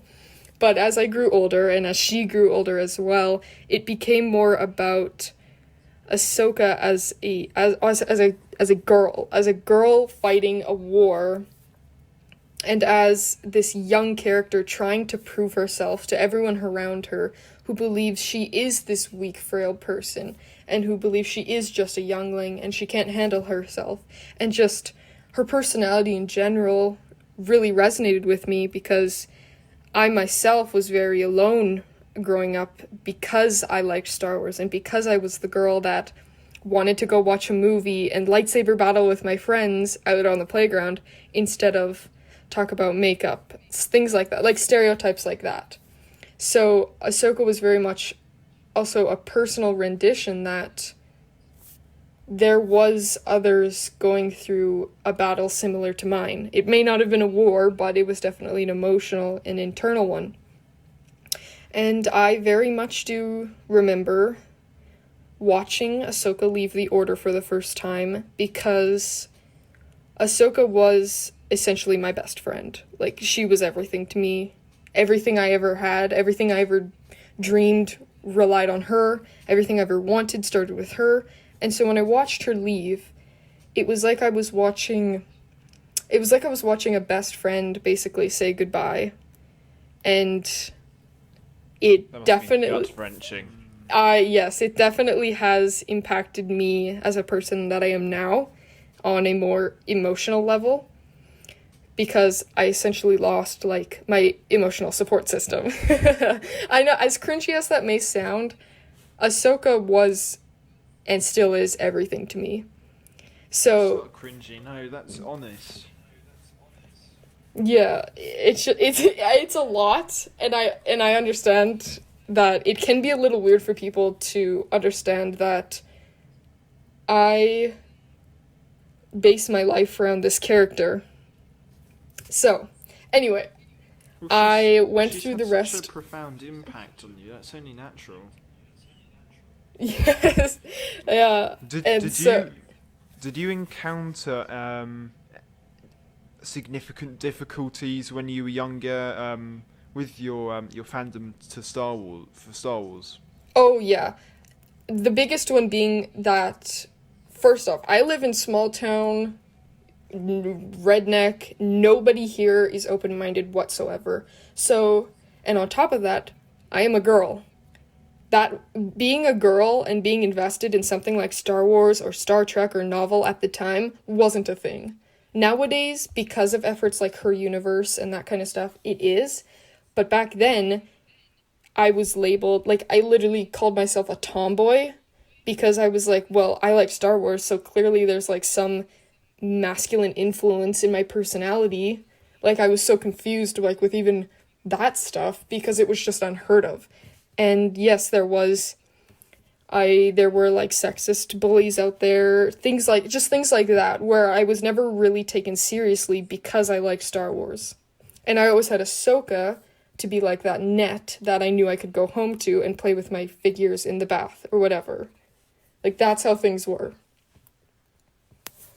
But wow, that sounds rough, but also that clearly has been a character building experience for you. So oh yeah, in one way, I'm glad that you've had that experience, but also it's awful, and I just want to give you a hug and say, we're here, and no, thank you so much. I'm definitely making it worse than it seems, but those things, there are distinct memories that I have of people saying specific things and different things in general that have definitely stuck with me.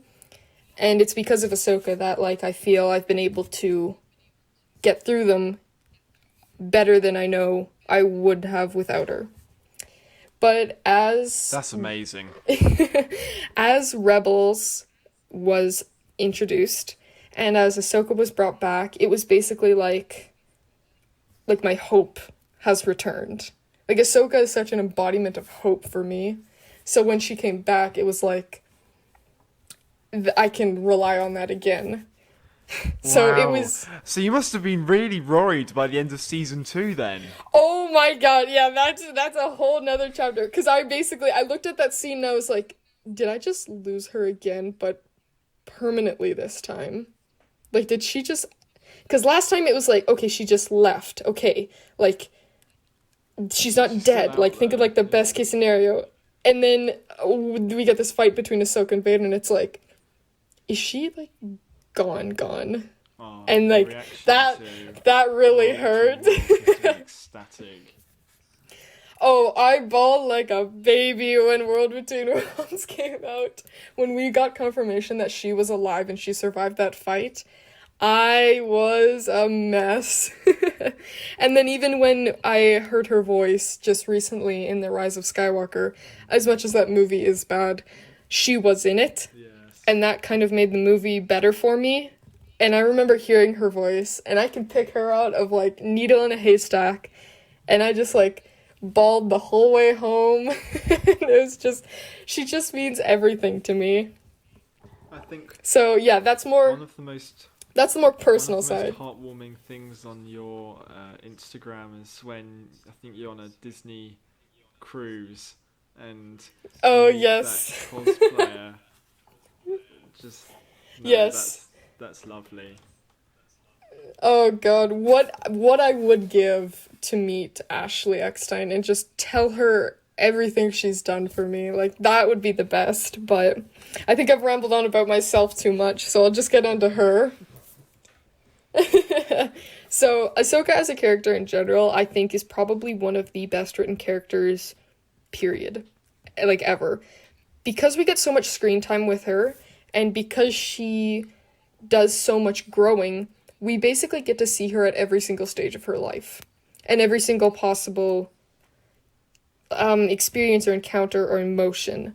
We see her as a young child, we see her as a teenager, we see her as a young adult, we see her as an adult. It just, all of it goes into her personality. And I think one of the best things about her character is that she starts off being hated. That's literally what people thought of her at the beginning. In the movie, she was one of the worst characters people thought Star Wars could have ever introduced. And Ashley was a very big advocate for just give her time. Yes. She's snippy, she's bratty, and then we watch her play out in seasons 1 and 2, and a lot of people's minds didn't change then, I found. But when we got to season 3, all of a sudden things were different because she had started to become more like Anakin, but more independent of him in a way. Yes. And then she just left. And everybody's minds blew. Everybody lost their mind.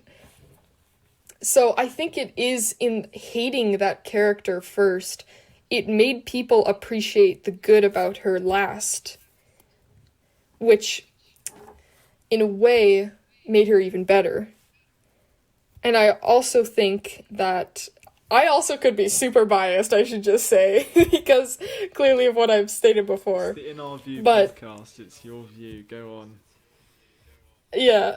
But I also think that her flaws, herself being snippy and herself being bratty, play into her wanting so badly to prove herself to everyone around her, and it just opened her up to so many different possibilities and so many different situations, and also so much criticism. Like, when she did get herself into stupid situations, she was open to that change and willing to accept the punishment, even though she may have scoffed it off like she did when she was put on library duty. But everything she did played into her becoming one of the best characters in Star Wars. And just seeing her growth in The Siege of Mandalore very recently, you almost get this sense of satisfaction in almost like a parenting way, that we did it. We watched her grow. We watched her at her worst, and now we've got her at her best. Basically. What's your favourite But- scene with her and favourite episode? Are there any two that stick out? Oh my goodness. Okay, favorite scene with her? Oh my goodness. There's so many. Okay, this I can actually say with confidence. Mortis Ahsoka. Dark Ahsoka. There is so much good that comes from that arc, and I was actually tempted to include the son on my list, but obviously I couldn't make room for him. Really? Yes, I love that Wow. arc so much. I can I'm literally... so glad you said that. I can- love Mortis as well. That is one Yes. of the most interesting parts of Star Wars to me. And if we'd Yes. got the, if we had got the, the correct episode 9 with Colin Trevorrow's script, then maybe stuff could have happened there. Oh, it would have been so cool. Yes. The Mortis arc is probably one of the best in Clone Wars, I think. And one of the reasons being Dark Ahsoka, because you get to see that side where it's like, that's not the Ahsoka we love, but it's really cool.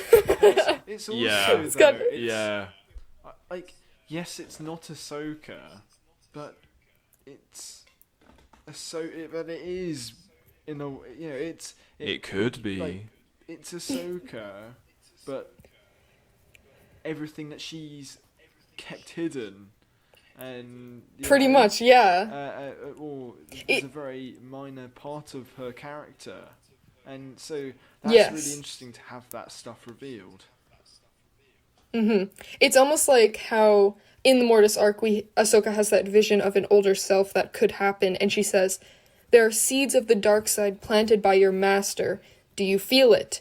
And then in the next episode, we see Dark Ahsoka. So it's almost like there's that little hint that there is some of Anakin, the dark side, in her, but because she's such a hopeful and spiritual character, I would say it was basically overshadowed. When Anakin died, that darkness in Ahsoka died with it. The thing is, as well, So- is that like you have moments like where I think she gets angry at Anakin about the nickname Snips and stuff, and it's like, well, it is quite interesting to see, maybe that was something in her head that maybe it annoyed her a little, because maybe she felt that it undermined her a little, but like to have that like gone its extreme, Yeah. it's like, oh wow, okay, so maybe it did bother you a little. I mean, yeah, of course she wouldn't be that angry about it, I'm sure, but it's like Yeah. just little insights, like, oh, maybe it makes you look back and like, oh yes, maybe that could be a bit condescending sometimes, Yeah, like there's a time and a place for it, and I feel Anakin pushes those lines a lot. Like I could see something like that. Like Anakin and Ahsoka very much have this brother and sister relationship dynamic that just like that's a whole nother chapter, but Is there a point where Anakin stops calling Ahsoka yeah. Snips? I'm trying to remember. Yeah, I can't think when. I I think it probably ends up like it was much more in season 1. I don't know if it was used much in season 2. And she stops calling him Sky Guy, and maybe that's maybe she sees in herself that it annoys her when she him, calls yeah. Snips, and she knows that he's a lot more upfront about it annoying him. And so she stops because Well, she yeah, gets on with it. Anakin is certainly the less patient of the two. It's Anakin, come on. Well, yeah. But Wasn't very patient with those younglings. yes. Yes. But I also think what's very interesting about Ahsoka's character, to quote Ashley Eckstein in an interview, she once said that, like, this was a very revolutionary character because for the first time, there was a girl character that wasn't a politician. She was upfront with lightsabers on the front lines, and she was a main character. So it was very drastic, and it changed a lot of the things that made Star Wars, because for a majority of the time, it was just males. And I'm not about to get all political over here, because, like, I could care less about that stuff, but it did have an impact on young girls, one of them being me. Like, her universe is a brand that I support with everything I have. I love it because it's like fashion for fangirls. It's things that weren't a thing 10 years ago when I was growing up. Oh, totally. And the thing is as well that I feel that I, I, I actually feel like deeply annoyed when Rey gets a lot of the credit for that sort of stuff, because it was very much Ahsoka was a huge Yes. influence. Leia, of course, before, but she was more of a politician. And yes, you did have, you had female Jedi, of course, you see them in action in Attack of the Clones for the first time, but Yeah. they weren't main characters. And you have Ahsoka, who's young and relatable for young female fans and old, because older female fans can relate. But Yeah. this was the first time where we really had a female lead in Star Wars who was really, fighting on the front lines. And of course, Leia did fight on the front lines, but Ahsoka's a Jedi. She wasn't a Come on. Jedi. Isn't Yeah. that what everyone wants to Ahsoka be? led the charge. Yeah, I mean, Yeah. isn't what every person they always want to imagine themselves as a Jedi, and for a lot of young girls and female fans, so she was that person that they could imagine themselves being like. Yeah, and along with that, I also think what made Ahsoka such a good character was that she acted like a child. And in some ways, people hated that. She was snippy, she was bratty, but whatever.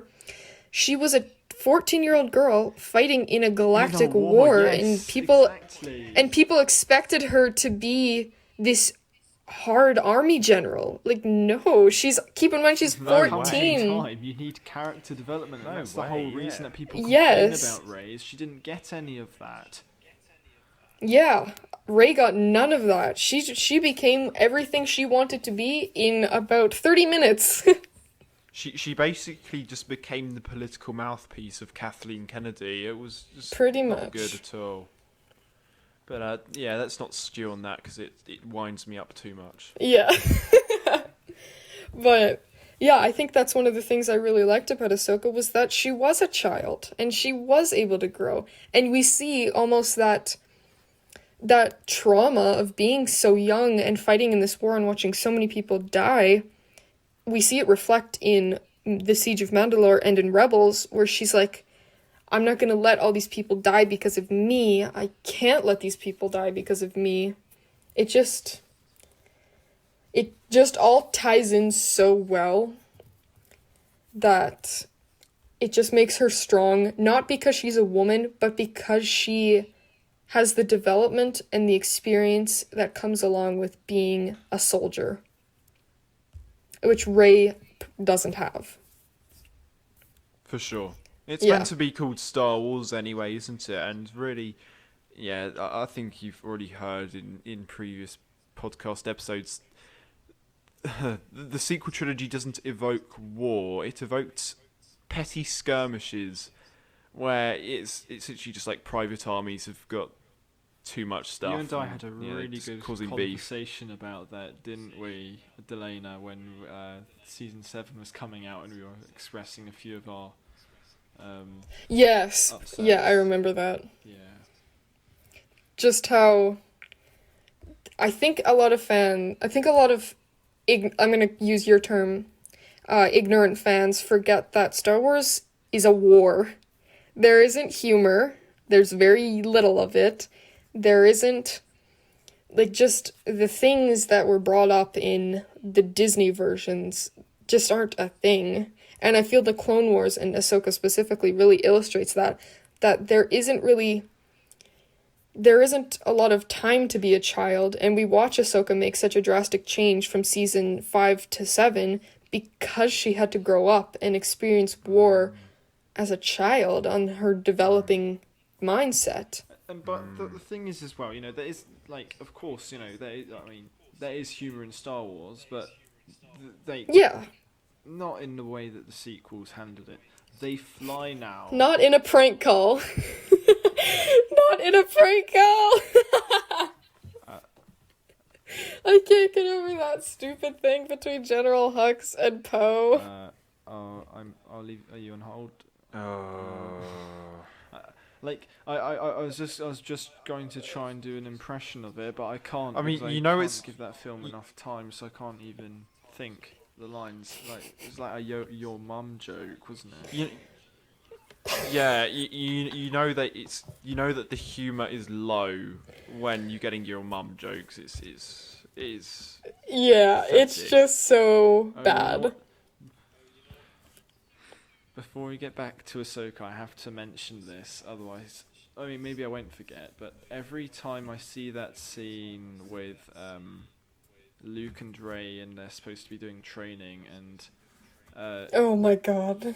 Rey reaches out, yeah, and it's the The leaf. leaf. I don't see that. That's not in Star Wars. No, that to me, like I always like, Daisy's acting was dreadful there, dreadful. Yeah. I mean, Not, I like. that was, to me, that was just nonsense. That was Yeah. something that should have been in the blooper reel. You know, just as a bit of Yeah, a like I laugh, could you know? never. I could never see Anakin doing that to Ahsoka, or like Obi-Wan doing that to Anakin. Like Anakin's that just. goofier, you know. He's more Yeah. playful. You know? And something to add as well is that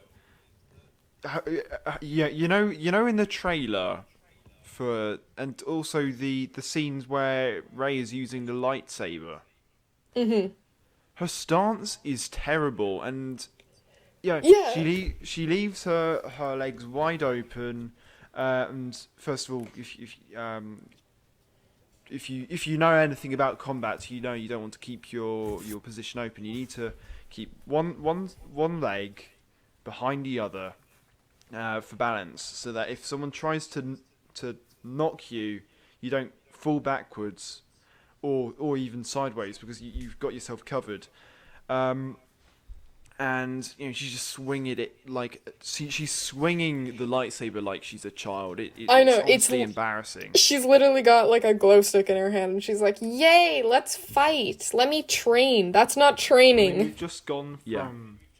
the amazing choreography of the prequels, and then also we were blessed with the Clone Wars and having, like, I mean, Ahsoka's fighting style was awesome. It's so unique, and you Yes. clearly Yes. recognize Yes. it, and all of that is done super well, and it's all computer animated. But then you go to the sequels, and they've got huge budget on them. You know, you'd expect them to be pretty Really? good, and that's Really? the best they can do. What?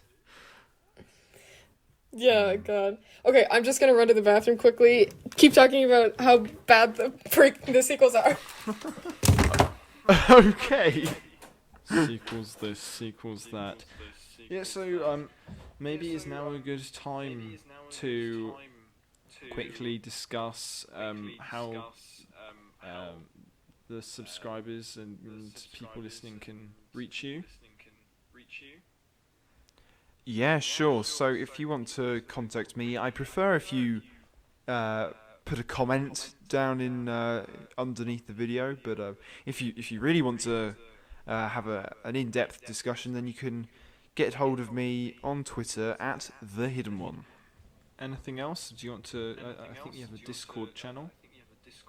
Server, sorry. Yes. You can access my Discord as well. That will be that I'm going to link that onto my channel page at some point. I just need to get the channel art sorted, and then that it will be there, so you can contact me there. And you have an Instagram, right? Yes, I do. It is the with a 3 in it, and then the Hidden One.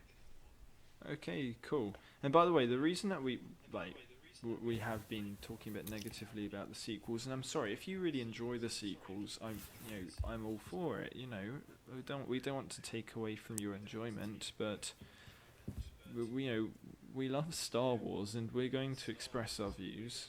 And the reason that we say these things is because we care about it, and I wouldn't waste my time just hating on something I didn't care about. or well, I don't think I hate on the sequels, but I just dislike them, and I Strongly see dislike. the errors in them. Yeah. Yeah, it's Yeah. critique. It's not hate, it's Yes. critique. There's a difference. Yeah, you're back. So we were just talking about how people listening can reach Henry, the hidden one. Oh, okay. Nice. Okay. Already. Sorry about that. I No had to worries, go. no worries. That is fine. Delaina, where can people contact you? I'm on Instagram, Tumblr, and DeviantArt. All of them are. Oh wait, maybe my Instagram is padawan and then .tano. My Tumblr is the padawan.tano, and then my DeviantArt, unfortunately, is my old username from when I was little, which is doodle_galaxy. Remember when you were called My old Doodle brand. Galaxy? Oh god, it's.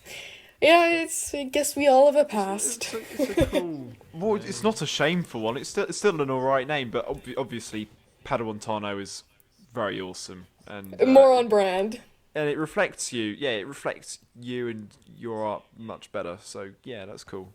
And finally, the Yeah. Sith C. Where can we contact you? Well, I'm probably best to contact on my own YouTube channel. Please leave a comment in there. I always try to respond to all of the comments, and it also helps out the channel. But otherwise, I have a Discord server which is linked in the description. It's where subscribers, we all talk about all different sort of things, movies, TV, my videos. I'm starting a monthly Q&A, so if you will have any questions for the channel, please do go and put them in the Q&A channel on the Discord server, and they will be answered in videos. I have an Instagram which is called the Sith C, just that altogether, and I have a Twitter account called C_Sith. So Instagram and Twitter are good ways to keep updated with the channel as well as the Discord. So either follow all of them or stick to one, but either way you won't miss out. Anything else? You can shoot me an email at thesithc@gmail.com. That's about it.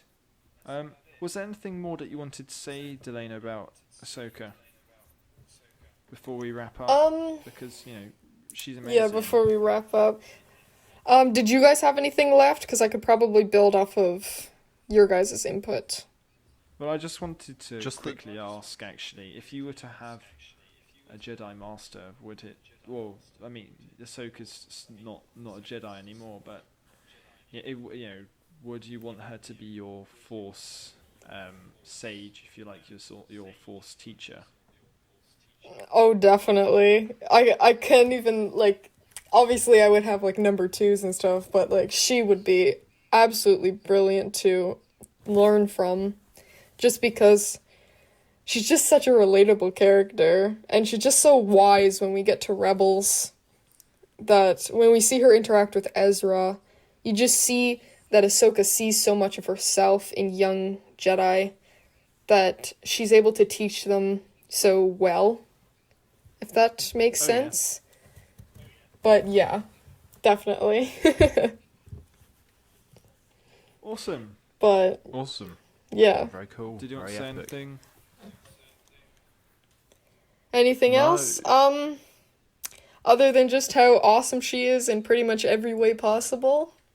Even her flaws, I love. Well, that's what makes someone human, isn't it? Well, not human, Exactly. Yep. in this case. But Yeah. Yeah. Yeah. Do you guys have anything else? No, just subscribe or there'll be some very hungry doggos. All right. Real. We have Or yeah. We have been your hosts, the Sith C, the Hidden One, and of course joining us today was Delaina, and we'll see you next time.